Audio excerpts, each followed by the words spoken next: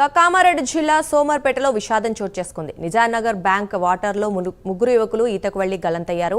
గల్లంతైన యువకుల్లో మధుకర్ అనే యువకుడి మృతదేహం లభ్యమైంది. నవీన్, హర్షవర్ధన్ మృతదేహాల కోసం గాలింపు చర్యలు కొనసాగుతున్నాయి. ఇదే విషయానికి సంబంధించి మరింత సమాచారం మా కరెస్పాండెంట్ రాజేష్ అందిస్తారు. రాజేష్, చెప్పండి.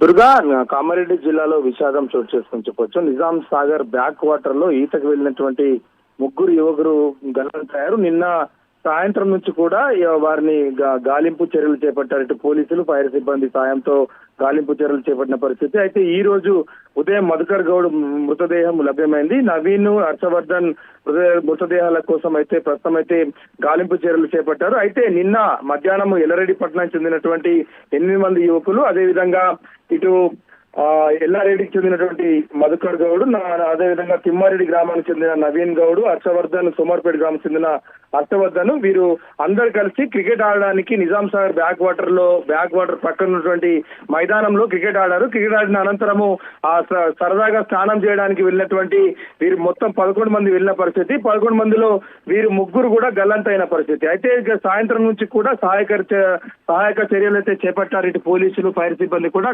గదాయితగాలతో ఇటు వారి కోసం గాలింపు చర్యలు చేపట్టిన పరిస్థితి. అయితే ఈ రోజు ఉదయం మధుకర్ గౌడ్ మృతదేహం అయితే లభ్యమైంది. నవీన్ గౌడ్, అదేవిధంగా హర్షవర్ధన్ మృతదేహాల కోసం అయితే గాలింపు చర్యలు చేపట్టారు. దుర్గా, థాంక్యూ రాజేష్.